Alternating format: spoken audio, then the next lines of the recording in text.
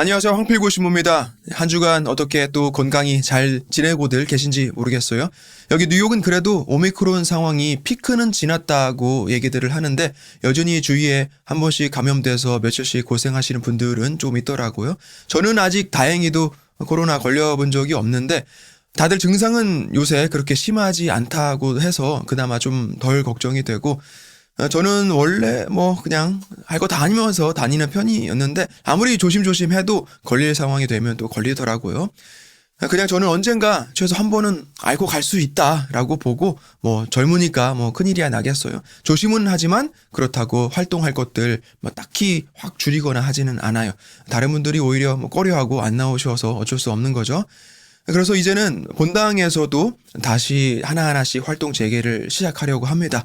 여러분들 다 각자 상황이 다르니까 제가 뭐라고 이제 할 수 있는 건 없지만 어쨌든 저는 그렇다라고 말씀드리는 거예요. 항상 희망을 가지고 긍정적으로 뭐든 안 되는 쪽 말고 되는 방향으로 이렇게 앞으로 나아가는 쪽으로 생각을 가져보는 거, 자세를 가져보는 거 어떨까 생각해 봅니다. 지난 시간에는 십자군, 또 십자군 전쟁, 십자군 원정에 대한 이야기 첫 번째 시간으로서 그 원인과 배경, 그리고 1차 원정 직전의 상황까지 살펴봤습니다. 셀주크 투르크가 이슬람을 지배하면서 예루살렘까지도 차지하게 됐는데 그때부터 타종교인들을 억압하고 성지순례길도 막아버려요. 세력을 점점 넓혀가려는 과정에서 동로마 비잔티움하고는 당연히 계속 마찰이 생기는 거죠. 결국 비잔티움 황제 알렉시우스 1세가 서유럽 로마의 주교, 그러니까 교황에게 지원 요청을 합니다. 당시 서유럽 상황도 그렇게 평화롭지 못했는데 교황 우르바노 2세가 클레르몽 공의회를 소집하고 전 유럽을 상대로 해서 정당하고 거룩한 이 전쟁에 참여해달라는 호소의 설교를 해요. 그렇게 모인 기사들, 또 보병들, 순례 정신으로 모인 순례자들, 신심 깊은 신자들 등등이 모인 이름하여 십자군 운동에 참여하고자 모인 사람들이 몇만이나 됐는데 당시 유럽의 상황을 보아하니 성지 탈환이라는 주 목적 외에 경제적인 이유 또 정치적인 목적도 분명히 있더라라는 거예요. 십자군 정식 출정을 하기도 전에 은수자 피에르라는 선동가가 민중 십자군을 일으켜서 소아시아까지 진군을 했다가 셀주크 입장에서는 너무나도 쉽게 거의 전멸을 당했다라는 것까지 이야기를 했죠. 1096년이에요. 그래서 오늘은 이제 1차 원정부터 계속해서 이어서 가보도록 하겠습니다.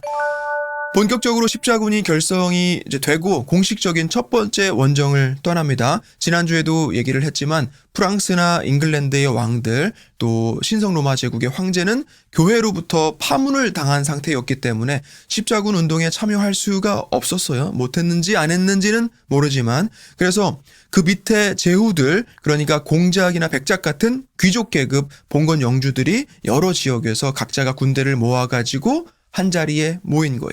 1096년 각자 대표들 이름들 아마 생소하게 들리실 건데 한번 불러볼게요. 일단 총지휘관으로 르푸이라는 곳의 주교인 아데마르가 있고 이 아데마르 주교랑 툴루주의 백작인 레몽이라는 인물이 프랑스 남부에서 군대를 이끌고 옵니다. 가장 큰 병력을 보유하고 있었어요. 그 다음에 위그드 베르망두아라는 프랑스 왕의 형제지간인 인물이 있었고 플랑드르라는 곳에 그 백작 로베르라는 곳이 있었고 그리고 정복자 윌리엄 기억하시죠? 노르망디 출신인데 잉글랜드로 가서 정복을 하고 왕조를 시작한 그 윌리엄 1세 이 윌리엄 아들 중에 로베르라는 인물이 또 있어요. 이렇게 셋이서 북부 프랑스 파견대를 이끕니다. 그리고 프랑스 남부의 로렌의 대공 부용의 고드프루아라는 인물이 그의 동생들 중에 하나인 볼로니아의 보두앵하고 로타링기아 또 독일에서 소집된 인원들하고 같이 해서 제3파견대를 지휘합니다. 이 두 형제는 이후에 예루살렘을 통치하게 돼요. 나중에 얘기할게요.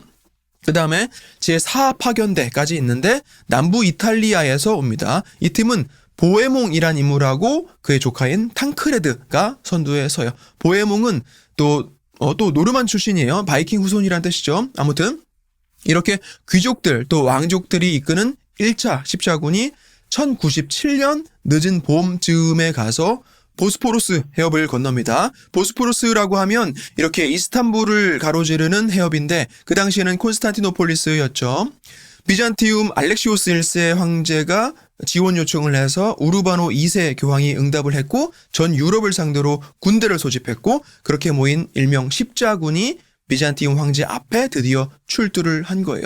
25,000에서 3만 정도가 됐다고 해요. 실제 전투 병력이 25,000에서 3만 정도. 기병도 있고 보병도 있고 전에도 얘기했지만 기사 한 명에 기본 두세 명이 따라 붙는다고 그랬죠. 갑옷이나 무기 담당 또 말 관리할 그런 추가 인원이 꼭 있어야 돼요. 그리고 거기다가 전투병 말고 다른 보직들도 또 있고 여성 순례자들도 또 하다못해 물이라도 또 날라야 하니까 그래서 핵심 전투 병력만 25,000에서 3만 정도로 보고 1차 십자군 원정 전 인원을 다 합치면 6만에서 10만 정도가 됐을 거라고 추정을 합니다.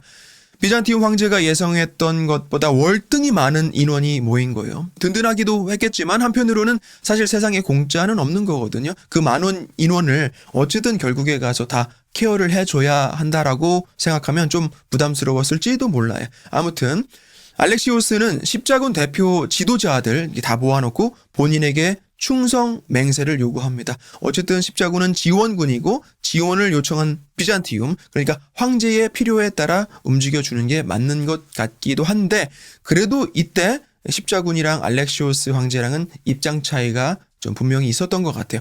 알렉시오스는 십자군을 지원군으로만 봤고 그러니까 십자군이 어떤 성과를 거두건 간에 그 공은 결국 황제 본인에게 돌아와야 하는 것이고 십자군은 지난 시간에도 얘기했지만 각자의 다 중요한 이유와 사연들 때문에 온 거였단 말이에요. 그냥 무상으로 내가 여기 봉사라 온 게 아니다라는 거죠. 그래도 어쨌든 알렉시오스는 식량 제공을 받고 싶으면 충성을 서약하라라고 강요를 합니다. 십자군 입장에서도 이제 와서 돌아갈 수는 없는 노릇이죠. 이제 그리고 첫 공약지를 니케아로 정하도록 해요. 니케아라는 지명은 우리한테 익숙하죠. 제1차 보편공의회가 열렸던 곳이기도 해요. 근데 1097년 당시에는 룸이란 술탄국의 수도였어요. 룸 술탄국. 자, 또 새로운 나라가 나와서 헷갈리시죠? 지금 십자군의 상대편이 도대체 어디냐 혹은 누구냐라고 하면서 오락가락 하실 수 있어요.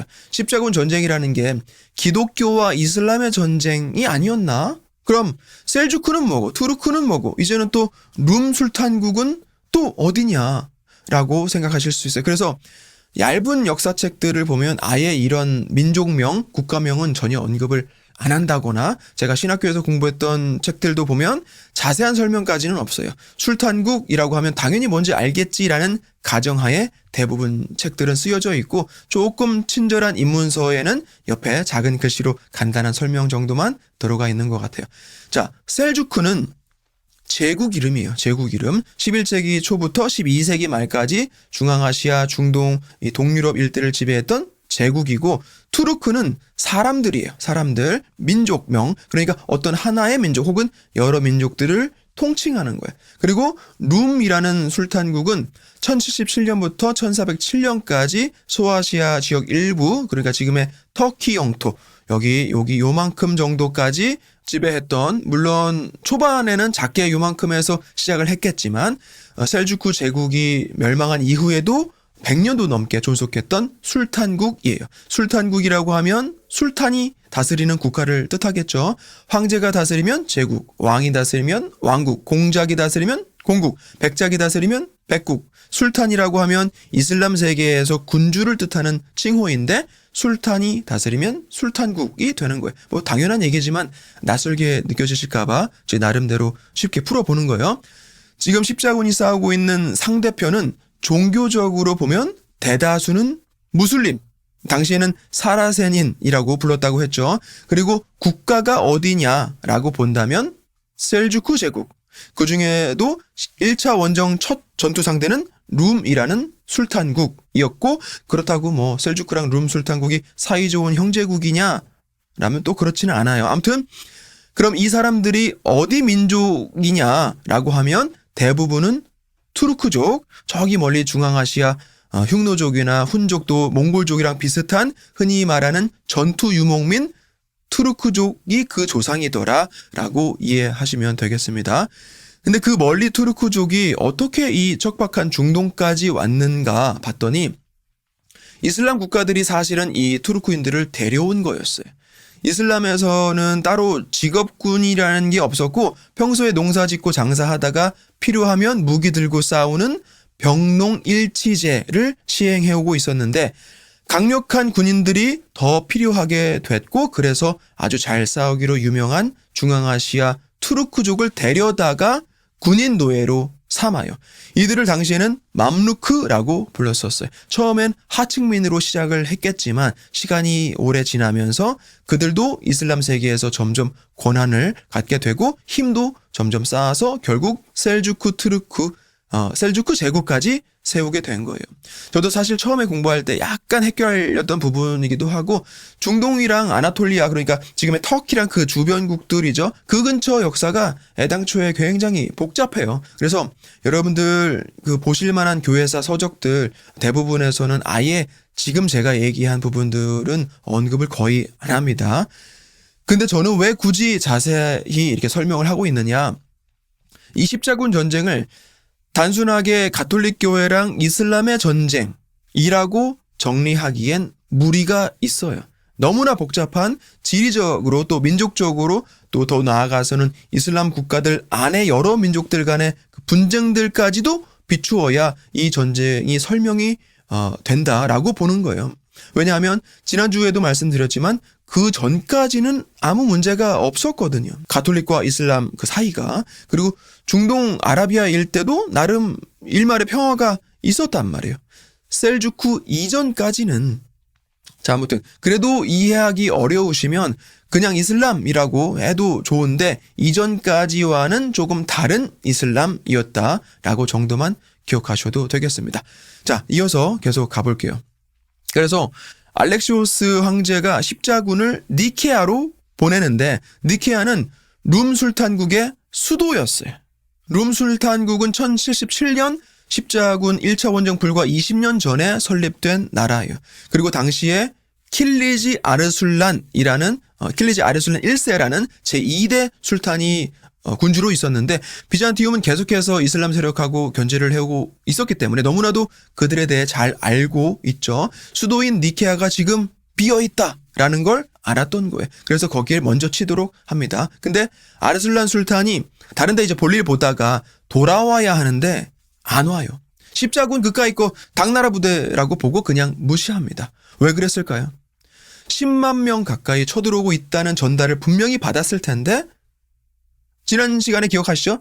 은수자 피에르가 이끌었던 군중 십자군 오합지졸 부대 이 아르술란한테 전멸당했던 거예요. 그러니 수도 니케아에 남아있는 그 작은 병력으로도 큰 문제 없이 비잔티움이 서유럽에서 불러온 또 다른 그 용병 정도는 잘 막아낼 수 있을 것이다라고 봤던 거죠. 근데 아니죠. 그때 걔네들하고는 완전히 달랐어요.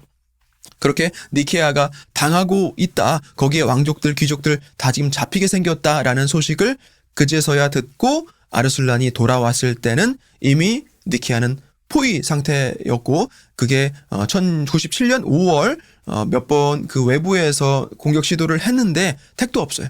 결국 아르술란은 수도 니케아를 포기합니다. 같은 해 6월까지 이후에도 여러 번 기회를 보는데 다 실패를 해요. 특히 니케아에서 조금 밑으로 내려가면 토릴라이움이라는 곳이 있는데 거기서까지 여러 우여곡절이 있었지만 결국 대패를 하고 아르술란 술탄은 십자군하고는 전쟁을 포기를 합니다.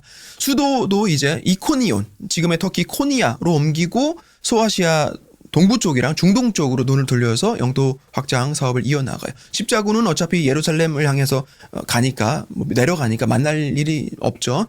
아르술란은 이제 십자군은 다시 볼 일이 없고 그때부터는 이제 셀주크 내에 다른 이슬람 세력들하고 경쟁을 해요. 이제 십자군은 아래로 내려가서 안티오키아로 향합니다. 3개월이 걸려요. 이제 10월이에요. 안티오키아라는 지명도 익숙하시죠? 교회 초기부터 가장 큰 공동체가 있었던 곳이고 오랜 시간 동로마 주요 도시 중에 하나로 종교적으로 또 상업적으로도 굉장히 중요하고 부유한 도시였는데 이젠 무슬림이 장악을 하고 있더란 말이에요. 근데 가는 길도 그렇게 순탄하지가 않았던 게 일단 전투도 전투지만 십자군 전력을 유지하는 것 그 자체가 어려웠어요. 식량도 부족하고 물도 떨어지고 계속 행군하면서 부상에 질병에 아주 곤욕이죠. 그러는 와중에 아까 언급했던 리더들 중에 볼료뉴의 보두행은 예루살렘이고 뭐고 적당한 데 찾아서 우리끼리 살겠다라고 하더니 십자군을 이탈해서 떠나버려요. 애초에 성지 탈환이 주 목적이었다기보다는 기존에 살던 삶을 좀 업그레이드 해보자 라는 그런 의도가 더 컸을 수도 있고, 지금까지의 그 전투나 가는 길에서의 굶주림 같은 게 너무나 힘들어서 더 이상 버티기 어려웠을 수도 있어요. 어쨌든 보두행은 노르만 출신 탕크레드랑 그 킬케리아라는 지금의 터키 남부 해안 지역으로 가는데, 도중에 탕크레드는 다시 안티오키아로 떠나고 보두행은 에데사라는 곳으로 갑니다. 에데사는 안티오키아에서는 북동쪽 방향이에요. 거기에 영주랑 막 친해져가지고 이후에 에데사 백국을 거기에 세웁니다. 자기가 백작이 된 거예요. 백국이라고 하면 영어로는 카운티예요. 카운티. 미국 사시는 분들은 그 지역을 나누는 개념으로 익숙하게 쓰시죠. 롱아일랜드로 가면 나소 카운티, 또 서포 카운티도 있고, LA는 제가 잘 모르지만 오렌지 카운티는 기억이 나네요. 저희 브루클린 교구는 지역상으로 2개의 카운티가 있어요. 퀸즈 카운티 그리고 킹스 카운티. 킹스 카운티는 브루클린이에요. 왕비와 왕, 그런 뜻이겠죠. 지금 시대에 당시 개념의 백작령은 없지만 어쨌든 중세에는 백작이 다스리는 나라를 백국, 즉 카운티라고 불렀다라는 거예요. 자, 이 보두행이라는 인물은 아까도 언급을 했고 이따가 다시 얘기를 하겠지만 제2대 예루살렘 왕이 됩니다. 자, 그래서 계속 어렵게 십자군은 안티오키아에 도착을 해요. 보두행은 빠지고 이제 주요 지도자들은 고드프로와 보에몽 그리고 레몽 요 정도가 되겠죠. 사실 이렇게 4명이 1차 원정 가장 주요 인물들이에요. 아까 그 여러 명 이름을 나열했지만 결국 고드프로와 보에몽, 레몽 그리고 방금 에데사로 빠졌던 나중에 예루살렘으로 돌아올 보두행. 자, 다시 안티오키아. 일단 안티오키아 성 자체가 워낙 단단했어요. 최근에 한번 당하고 나서 재건한 지 얼마 안 된 성이라 엄청 튼튼했단 말이에요. 그리고 십자군은 식량이 제일 문제였어요. 다들 굶어 죽어나가는 거예요. 너무 먹을 게 없으니까 죽은 말을 먹기도 하고 쥐를 잡아먹기도 하고 심지어는 적군의 시체까지도 먹었다고 해요. 탈영병도 많이 생기고 지휘관 중에도 자기 사병들 데리고 집으로 돌아가기도 하고 그래요. 그렇게 무려 8개월 동안이나 공성전 혹은 공방전, 그러니까 성을 포위하고 성벽을 사이에 둔 상태로 전투를 계속 벌입니다. 십자군 또 안티오키아 양쪽 다 이제 지치기 마찬가지예요. 1097년 10월 가을부터 겨울 다 지내고 이듬해 6월까지 갑니다. 이 안티오키아 공방전이. 근데 이렇게 십자군이 굶주린 상태에서 싸워야만 했던 이유는 알렉시오스 황제가 지원을 제대로 해주지 않았기 때문에 그래요. 자기한테 충성을 맹세하라고는 해놓고 지원 후 십자군한테는 충분한 보상을 안 해줘요. 니케아도 결국 자기가 다 먹은 거예요. 사실 그쪽 소아시아의 전부를 다 차지한 거예요. 싸움은 십자군이 다 했는데 그럼 십자군한테는 전리품도 많이 챙겨주고 그래야 하잖아요. 어떻게든 근데 지원은 적게 하면서 전장으로는 계속 내보내는 거예요. 그러니 십자군 입장에서는 사기가 확 떨어지죠. 그래도 살아야는 하니까 지나가는 길에 무슬림 마을이든 유대인 마을이든 심지어는 그리스도인들 마을까지 약탈을 해서라도 연명을 해야 하는 것이고 계속 그렇게 살인과 도적질에 대해서 스스로를 정당화하면서 아마 점점 괴물이 되어갔을 것 같아요. 자, 아까 계속 언급했던 주요 지도자들 고드프로와 레몽 그리고 보에몽 이 셋 중에서 이번 안티오키아 공성전에서는 보에몽이 총사령관직을 맡아요. 나머지 장수들하고 약간 의견 충돌이 있었던 건 맞지만 어쨌든 보에몽이 여기서는 중요한 역할을 합니다. 먼저 안티오키아 성 수비 책임자를 비밀리에 만나서 매수를 해요. 그리고 그게 성공을 합니다. 안티오키아 입장에서는 배신자죠. 그 배신자가 정말 돈이 궁했을 수도 있고 아니면 이제 안티오키아는 가망이 없다라고 봤을 수도 있죠. 아무튼 그리고 나서 보에몽은 다른 십자군 지도자들을 설득해요. 이제 안티오키아 입성을 우리가 할 건데 이 전투에서 이기면 여기 안티오키아 우리가 먹는다. 동의하면 나와 함께 하자 이거예요. 근데 다른 지도자들 고드프로랑 레몽은 반대를 해요. 왜냐하면 아무리 십자군이 쟁탈한 곳이라도 비잔티움 황제한테 넘겨주기로 서약을 하지 않았냐라는 거죠.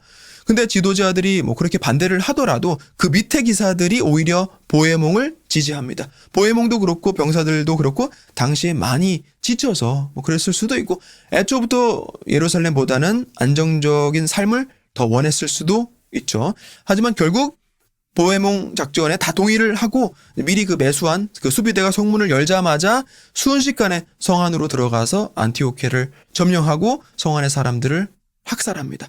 안티오키아 시민들뿐만 아니라 그리스도인들, 거기 살던 그리스도인들까지도 그냥 다 가차없이 죽여버려요. 사실 당시 전쟁 문화에서는 약탈이 암묵적으로 허용이 됐었어요. 성문을 뚫고 들어가면 고생한 병사들이 일단 한 3일 정도는 전리품도 챙길 수 있게 한다. 노예도 부릴 수 있고 뭐 금은보화도 뺏고 포로도 잡아서 몸값도 받고 그러는 거예요. 그래야 군대 사기가 유지될 수 있으니까. 그래도 이미 이 전쟁은 십자가를 가슴에 새기고 나섰던 원정이었는데 그래서 정도를 벗어나도 한참 벗어난 거죠. 이미 1097년 6월 초예요. 근데 그리고 나서 며칠도 안 돼가지고 셀주크 다른 부대에서 와가지고 다시 안티오키아를 포위합니다. 이제는 입장이 바뀌었죠. 그리고 십자군이 훨씬 불리한 상황에 있었어요.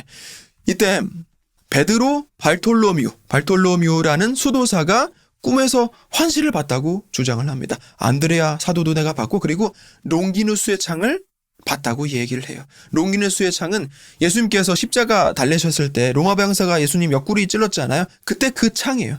거룩한 창, 홀리 렌스 혹은 롱기누스의 창이라고 하는데 그 창이 안티오키아 성 베드로 성당에 묻혀 있다라는 거예요. 그래서 성당 지하를 이제 팝니다. 막 파고 들어가는데 아무것도 안 나와요. 그때 발톨로미우가 직접 내려가더니 막 뒤져서 발견했다라고 하면서 창 그 앞부분을 꺼내옵니다. 십자군이 그걸 보고는 역시 하느님께서 우리를 지켜주신다라고 다시 사기가 막 200% 되더니 결국 안티오키아를 두고 대승을 거두게 돼요. 근데 그 거룩한 창이 진짜였는지는 사실 몰라요. 아마 아닐 가능성이 높죠. 주요 그 지도자들도 전부 믿지를 않았고 특히 거기 그 십자군 총지휘자 아데마르 주교가 같이 있었잖아요. 루프의 주교이고 교황 대사 자격으로 십자군 그 진영에 같이 있었는데 이 아데마르 주교는 콘스탄티노폴리스에 간 적이 있어요. 근데 콘스탄티노폴리스 최고 보물이 바로 이 롱기누스의 창이란 말이에요. 내가 그 실물로 봤는데 이거 아닌데 라고 하는 거죠. 하지만 분명한 건 굉장히 불리한 상황에서 거의 항복해야겠다라고 할 정도로 사기가 확 떨어진 십자군이 다시 기적적으로 힘을 내서 전투에 승리를 했다라는 부인할 수 없는 사실이에요. 이제 보헤몽은 안티오키아의 자리를 잡고 눌러 앉아요. 알렉시오스 황제가 십자군을 외면했다. 제대로 지원도 하지 않는다. 보상도 충분히 하지 않는다라고 하면서 황제의 그 맹세도 다 무효다라고 합니다. 원군 요청이 와도 안 가요. 이제 그냥 거기 안티오키아에 자리 잡고 편하게 살아야겠다라는 거죠. 근데 그것도 그렇게 간단한 문제가 아니었어요. 계속 안 좋은 일들이 생겨요. 먼저 성 안에서 질병이 돕니다. 결국 아데마르 주교도 죽어요. 큰 지도자 하나가 그것도 영적인 지도자가 없어진 거죠. 그리고 보헤몽이 교황 우르바노 2세한테 안티오키아를 제가 먹겠습니다. 허락해 주세요 하는데 교황이 허락을 안 해요. 게다가 식량도 없어요. 근처 무슬림 농민들한테 사와야 되는데 먹을 거를 제공을 안 해줘요. 하물며 말도 먹을 게 없어서 다 쓰러져 죽어가요. 보헤몽도 다른 지도자들이랑 그때쯤 되면 계속 의견 마찰이 있고 그래서 거기 병사들은 답답하죠. 안티오키아에서는 이제 희망이 없는 거예요. 그냥 자기네들끼리라도 예루살렘으로 가겠다라고 들고 일어납니다. 귀족이고 계급이고 뭐 없죠. 당장 죽게 생겼는데 그래도 보헤몽은 예루살렘에는 더 이상 관심이 없어요. 그냥 안티오키아에 남아서 공국을 세우고 스스로 공작이 됩니다. 그러는 사이에 레몽은 나머지 그 십자군을 이끌고 예루살렘으로 진군을 재개해요. 다 죽거나 도망가고 뭐 겨우 10,000명 정도 남았다고 해요. 숫자도 적고 또 많이 지친 상태에서 예루살렘까지 무사히 도착이나 할까 싶었지만 사실 생각보다 굉장히 쉽게 갑니다. 안티오키아 공방전 중에 십자군에 또 다른 이슬람 세력이 몰래 접촉을 했었어요. 바로 이집트의 파티마 왕조 사신이 왔던 거예요. 왜 또 갑자기 이집트냐? 지금 한참 아나톨리아 지역 아니면 중동, 이슬람 뭐 이런 얘기하다가 뭔 이집트냐라고 하실 수 있는데 정확히는 파티마 칼리파국이라고 해야 돼요. 파티마 왕조의 칼리파, 군주가 다스리는 칼리파국. 지역적으로 보면 이집트를 포함한 북아프리카 일대를 당시에 전부 지배하고 있었어요. 그리고 이들의 정체는 어쨌든 무슬림이고 정확히는 이슬람 시아파, 그 중에도 이스마일파였던 거예요. 이슬람이 아프리카까지 간 거죠. 이슬람 내에서도 수니파랑 시아파 사이가 엄청 안 좋은 거 아시죠? 그러니까 간단하게 얘기하면 십자군이 와서 수니파 이슬람하고 싸우니까 시아파 이슬람에서는 수니파를 돕는 게 아니라 오히려 십자군 편에 서서 지원을 해주겠다 뭐 그러는 거예요. 대신에 시리아 땅을 주겠다라고까지 제안을 하는 거죠. 근데 당시 십자군은 그쪽에 관심이 없었어요. 뭐 예루살렘을 준다는 것도 아니고 뭔 시리아 같은 소리를 하고 있어 하면서 거절을 합니다. 아무튼 이 시아파 무슬림들이 다시 와서 이번에는 십자군이 예루살렘 가는 길을 다 터줘요. 단 가는 길에 약탈을 하지 않는 조건으로 안전하게 식량이란 돈도 주면서 십자군을 예루살렘 성 앞까지 친절하게 안내를 합니다. 크게 보면 이슬람 내부 분열 덕분에 십자군이 편하게 순례 혹은 행군을 할 수 있었던 거예요. 그래서 드디어 십자군은 꿈에 그리던 예루살렘을 목전에 두고 아마 감격의 눈물을 흘렸을지도 모르죠. 자, 결론적으로는 십자군이 예루살렘 입성에 성공을 합니다. 전쟁에서 이겨요. 1099년 7월이에요. 첫 출정이 1096년이니까 1차 십자군은 3년에 걸쳐서 이루어졌고 뭐 일단 성공이라고 해둡시다. 예루살렘 성벽을 무너뜨리고 들어갔으니까 전세가 뭐 왔다 갔다는 했지만 뭐 외부 지원도 받고 공성병기라는 무기도 쓰고 해서 끝내 예루살렘을 함락시켜요. 그리고 거기 주민들을 대량 학살했다고 해요. 학살당한 입장에서 쓴 역사에서는 아마 훨씬 더 잔혹하게 묘사를 했겠고 학살을 한 입장에서는 뭐 그렇게까지 심하게는 안 했다라고 뭐 주장을 할 수도 있겠지만 어쨌든 3년간의 원정 기간 동안 그리고 예루살렘 안에서의 십자군의 행보를 보면 이후에도 지금까지도 십자군 하면 떠오르는 그 야만적인 어떤 평판이 굳어지도록 했다라고 보여져요. 자, 이제 애초에 십자군 결성의 주 목적은 어쨌든 이루어진 셈이죠. 이교도들을 무찌르고 성지 예루살렘을 탈환했으니까. 그럼 이제 뭐 할까요? 당연히 성지에 남아야죠. 왜냐하면 다시 누가 또 쳐들어오지 못하게 방어를 해야 되니까. 근데 막상 대부분은 성지순례 또 여정을 온 거잖아요. 이 사람들한테 최종 목적지는 결국 집이에요. 집으로 돌아가야죠. 성지는 순례지이지 살 집이 아니에요. 성지 탈환하고 여정이 끝났으니까 집에 가야죠. 다시 유럽으로 돌아가요. 대부분은. 그래서 예루살렘에 남아있는 사람들은 고드프루아랑 기사 300명 그리고 나머지 인원 보병이랑 쫄병들 한 2,000명 영주급에서 남은 사람은 노르만 출신 탕크리드 밖에 없었어요. 아까 사촌 보두행이랑 같이 갔다가 헤어져서 보두행은 에데사 백작이 되고 탕크리드는 다시 십자군에 조인했었다고 했죠.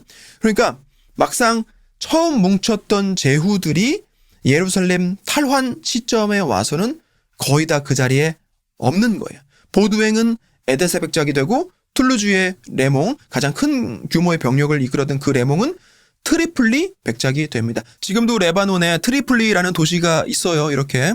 당시 안티오키아는 여기 요 정도 지역이 되는데 보헤몽이 지배를 하고 트리폴리는 여기 이 정도 지역이 되는데 레몽이 차지를 합니다. 전부 다 비잔티움 제국의 영토였는데 이제는 라틴 국가들이 된 거예요. 예루살렘도 마찬가지예요. 그리스어권 지역에 라틴 국가들을 세웠다 이 말이에요. 누가? 십자군이. 예루살렘에 남은 제후급들 중에서는 고드프로아가 결국 왕으로 선출이 됩니다. 거기에 남기로 한 유럽인들도 어쨌든 자기들의 군주가 있어야죠.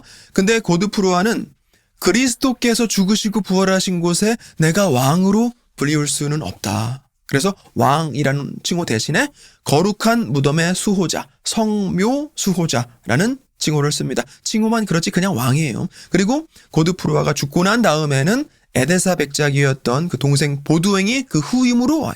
에데사는 사촌한테 물려주고, 근데 걔 이름도 보두행이에요. 그래서 고드프로아는 거룩한 무덤의 수호자이자 예루살렘의 1대 왕이었고, 고드프로아 동생이자 후임으로 온 보두행은 보두행 1세 예루살렘 2대 왕, 그리고 사촌 보두행이 보두행 드 부루인데 보두행 1세 다음 예루살렘 왕이 됩니다. 3대 왕.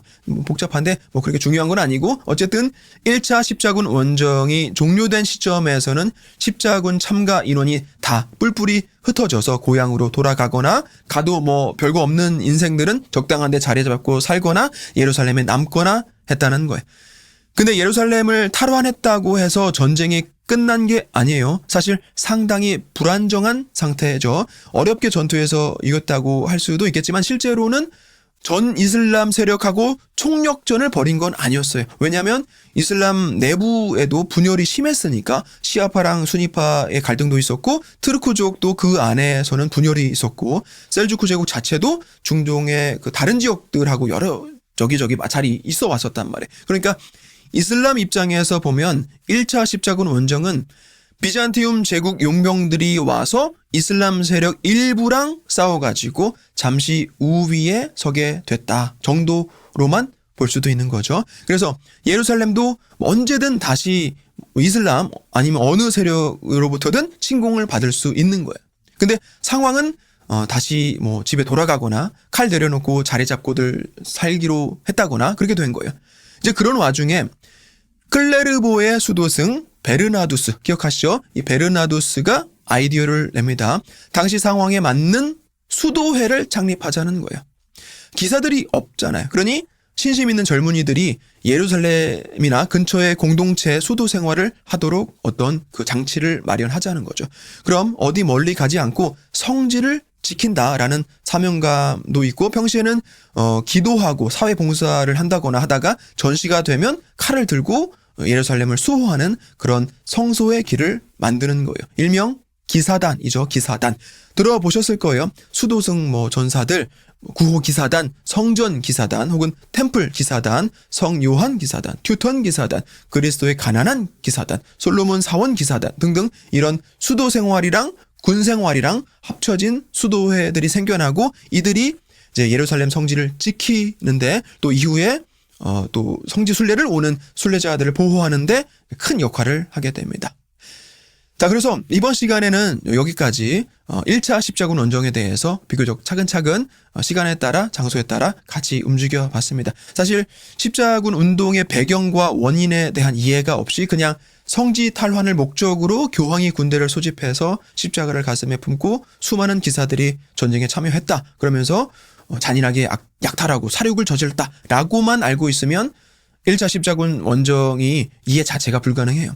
십자군 참가자들의 그 사연들, 또 알렉시오스 황제의 정치적인 속셈도 좀 알아야 되고, 이슬람을 그냥 하나의 종교 혹은 나라로만 봐서는 어떤 무리가 생기는지 하는 상황도 어느 정도는 알아야 이 십자군 전쟁을 올바르게 들여다볼 수 있다고 생각합니다. 1차 원정에서 예루살렘을 되찾았다고 해서 다 끝난 게 아니에요. 앞으로 다시 평화로운 성지가 될지 어떨지는 이제 계속해서 여러 차례 전쟁을 통해서 알아볼 텐데, 오늘처럼 전부 이렇게 자세하게 공부하지는 않을 거예요. 중요한 차수 전쟁이나 주요 인물들, 이를테면 살라딘 술탄이라든지 사자심 왕 리차드라든지, 그리고 4차 십자군 원정은 저번에 이미 언급을 했지만 정말 어이없는 사건이었죠. 간단하게 한번 다시 이야기를 하고, 전체적으로 십자군 원정이 가져온 결과들에 대해서 이야기해보고, 그렇게 해서 아마 다음 시간 그리고 다다음 시간 정도면 전부 마무리가 될 것 같아요. 자, 그럼 오늘 조금 길었는데 여기서 마무리하고, 다음 주는 한 주 쉬도록 할게요. 성탄 지나고 보통 본당 신부님들 며칠 정도 쉬곤 하는데 이래저래 바빠서 꼼짝도 못하다가 다음 주에 저 개인적으로 머리 좀 식히는 시간 갖고 돌아오도록 하겠습니다. 조용한 곳으로 옆 동네 신부들 스케줄 맞춰서 같이 좀 다녀올 예정인데 혹시 또 모르죠. 흥미로운 곳들, 역사적인 곳들 있으면 짧게 영상으로 찍어서 소개해드릴 컨텐츠가 있을지도. 그래서 다음 주는 한 주 쉬고 그 다음 주에 십자군 원정 이야기 이어서 가보도록 하겠습니다. 고맙습니다.